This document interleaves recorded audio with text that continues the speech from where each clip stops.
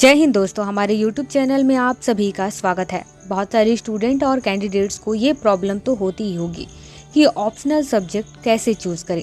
Civil service exam की तैयारी करना इतना आसान भी नहीं है जितना लोगों को लगता है, लेकिन उससे भी ज़्यादा मुश्किल होता है कि ऑप्शनल सब्जेक्ट क्या चूज करें। तो चलिए आज की वीडियो में इसी की जानकारी।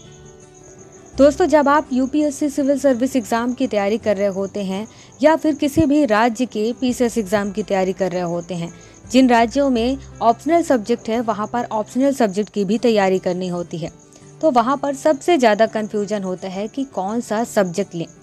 लोगों को बहुत कन्फ्यूजन होता है और कई लोग बोलते हैं, ये सारी चीज़ें बताते हैं कि आप उस टॉपर ने ये सब्जेक्ट लिया था या इस सब्जेक्ट को आप लो तो ज़्यादा बेटर स्कोर देगा, ऐसा वगैरह वगैरह जो सुनने में आता है। और सारे स्टूडेंट और कैंडिडेट्स परेशान भी होते हैं। जाहिर सी बात है, परेशान होने वाली बात है। कुछ लोग कहते हैं कि जो लोग टॉप किए हुए हैं, अभी तक टॉपर्स रहे हैं, कोई पॉलिटी लिया था, कोई हिस्ट्री लिया था, किसी ने हिंदी लिया था, इस टाइप से अलग अलग एग्जाम्पल सुनने को मिल जाएगा और आपको भी फोर्स किया जाएगा कि उसने लिया था तो इसलिए आप भी लेना चाहो या ले लो तो ज़्यादा अच्छा होगा क्योंकि स्कोरिंग है। लेकिन सबसे पहली चीज़ मैं बता दूं कि आपको ऐसी सारी चीज़ें फॉलो नहीं करनी है। अगर आप चाहते हैं कि आप स्कोरिंग भी करें, आपको मन भी लगे और डेली आप उसको बहुत अच्छे से पढ़ें, उसके बारे में जानकारी भी लें और ऑप्शनल सब्जेक्ट के बारे में जानकारी होने के साथ साथ वहाँ बहुत अच्छे से लिख पाएँ, किसी को बता पाएँ कि आपने ऑप्शनल सब्जेक्ट क्यों लिया था, उसके बारे में क्या क्या आपको जानकारी है, तो इसके लिए आपको सबसे बेस्ट चीज़ एक ही करनी है कि जिस सब्जेक्ट में आपको सबसे ज़्यादा इंटरेस्ट होता है, जिस सब्जेक्ट को आपको पढ़ने में अच्छा लगता है, जिसके बारे में जानकारी लेनी अच्छी लगती है और जिसको आप बोर फील नहीं करते हो। मतलब कि एक होता है कि कुछ सब्जेक्ट की जानकारी थोड़े समय के लिए तो अच्छी लगती है, लेकिन एक लंबे समय तक के लिए बार बार उसी को पढ़ना लोगों को बोरियत फील करता है। और ऐसा हो सकता है, हर किसी के लाइफ में ऐसा होता है कि उनको जो वो पढ़ाई कर रहे होते हैं तो कोई एक ऐसा सब्जेक्ट होता है जो ज़्यादा इंटरेस्टेड होता है, एक या दो, तो आप उस सब्जेक्ट को चूज़ करें। लेकिन एक चीज़ ध्यान रखें कि ऑप्शनल सब्जेक्ट जब लें तो उस टाइम ये देखें कि आप या फिर पीसीएस एग्ज़ाम की तैयारी कर रहे हो या फिर यूपीएससी सिविल सर्विस एग्ज़ाम की तैयारी कर रहे हो, उसमें ऑप्शनल सब्जेक्ट में कौन कौन से सब्जेक्ट है उस लिस्ट को ज़रूर देखें। हो सकता है कि कुछ पसंद आपकी ऐसी हो जो उस लिस्ट में ना हो, तो एक बार वो ज़रूर चेक करें आप।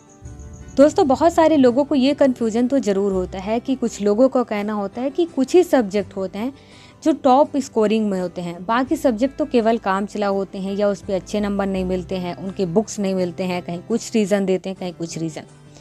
तो यहाँ पर आप ये ज़रूर देखें कि आपको कौन सा सब्जेक्ट सबसे ज़्यादा पसंद है और पसंद होने के साथ साथ उसकी जो बुक्स हैं वो मार्केट में अवेलेबल हैं या नहीं है। अगर ये चीज़ें हैं, अवेलेबल हैं, तो आप कृपया करके वही सब्जेक्ट लें जो आपको पसंद है।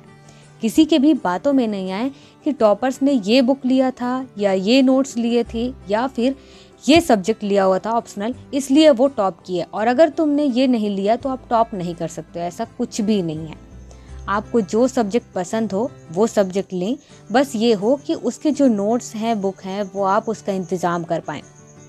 अगर आप इंतज़ाम कर पाते हैं तो बेशक उसे लें और रात दिन मेहनत करके उसमें बहुत अच्छे नंबर आप ला सकते हैं, क्योंकि इसमें डिपेंड करता है कि आप में जो क्वेश्चन एग्जाम में पूछा गया उसमें आपने क्या आंसर किया है, किस टाइप से किया है, आपका तरीका क्या था, ये सारी चीज़ें चेक की जाती है। ये बिल्कुल भी नहीं देखा जाता है कि आपने ऑप्शनल में कौन सा सब्जेक्ट ले रखा था और कौन सा सब्जेक्ट नहीं लिया है, और उसके हिसाब से तो नंबर बिल्कुल भी नहीं दिया जाता है।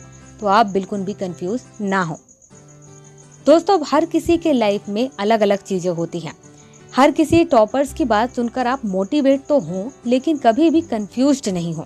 याद रहे, सब्जेक्ट चाहे जो भी हो, हर किसी के लाइफ में अलग अलग स्थितियां होती है। उन स्थितियों के हिसाब से उनको अपनी चीज़ें तैयार करना होता है। तो किसी के भी जो स्ट्रेटजी होती है वो फॉलो करने की ज़रूरत नहीं है, और किसी ने क्या सब्जेक्ट लिया था जो उसमें से टॉप कर गए ये भी ज़रूरत नहीं है, क्योंकि आपका अपना हुनर है और आप अपने हुनर को किस तरीके से दिखाएंगे ये आप पर डिपेंड करता है। खुद का रास्ता खुद से बनाना है या किसी के बनाए हुए रास्ते पर चलना है, ये डिपेंड भी आप पर करता है।